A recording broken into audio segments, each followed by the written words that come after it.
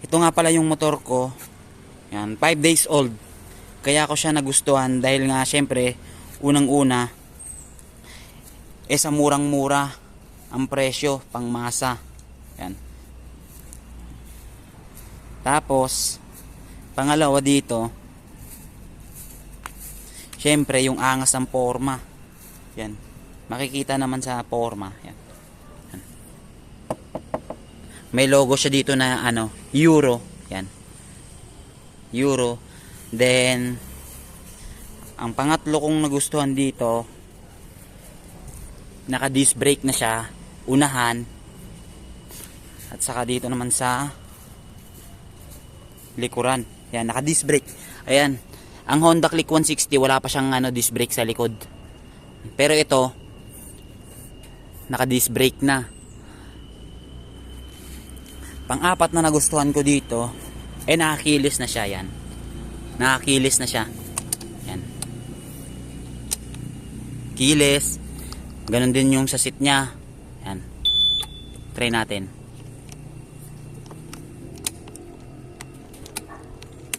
Ayan. Sa seat. Yan. Pindutin nyo lang yan. Tutok nyo lang sa seat. Then, yan. Bukas na. Tapos, isa pa sa nagustuhan ko dyan, yung mugs niya ay naka gold na. Yan. Madumi nga lang yan. Naka gold na. Ang ganda ng pagkaka-design ng mugs. Yan, tapaludo. Then ganun din sa likuran. Tapos kamukha naman siya yung signal light ng sa likuran, kamukha niya yung Honda Click 160. Yan sa design, pati naman dito napakaangas, ganda. Yan. At saka yung shape dito sa likuran, ganun din, ganda. Naka single shock sa likuran. Then tawag dito, yan, coolant, water cooling. Yan, water cooling. Yan, kaya pwede sa pang long ride tong motor na to. Tapos bali yung tangke nga pala is 6.5 liter, napakalaki. Kaya yung 100, 200 nyo, tingin ko sa 2 bar lang yan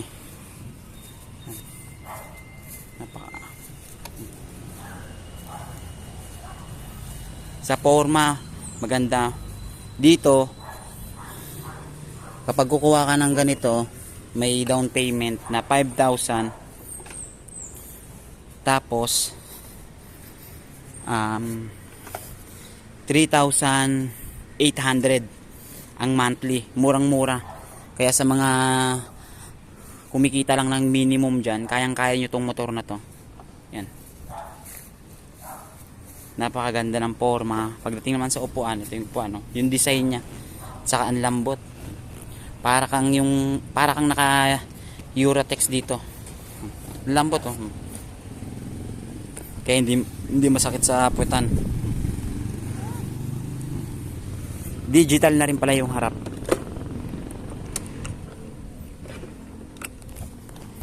Digital.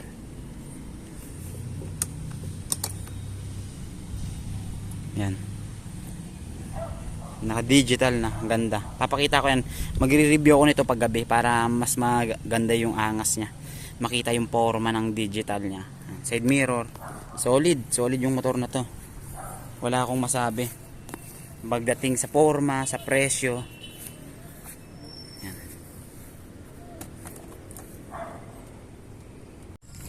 Ito naman yung ipapakita ko naman yung digital, kung gaano kaganda yung forma nitong motor na to. Ito. Kailangan kilos na siya. Tapos ito yung digital niya. Yan. Digital panel niya. Yan. Saka ito yung normal lang na ilaw niya. Yan. Yan, sobrang dilim dyan. Yan. Ayan yung normal lang na ilaw. Then naka-signal light pala. Tapos yan. Dito sa kabila makikita nyo yung gas. Yan. Fuel. Then dito naman yung baterya. Tapos ganyan siya yan, ganyan siya kalinaw. LED na rin siya. At hindi lang yan, may spark light pa siya ito. Ito. Kung magbibigay tayo ng hudyat, kung tatawid man tayo, mabilis tayong mapapansin ng mga mga tumatakbo sa daan yan. Spark light, parang laser. Sobrang dilim niya, no? Ito, yan. Yan, ganyan kadilim. Tapos, switch natin yung normal lang na ilaw.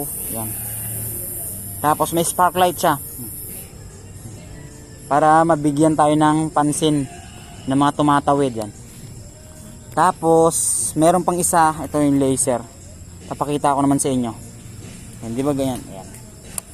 Yan. Sobrang ano yan. Linaw yan.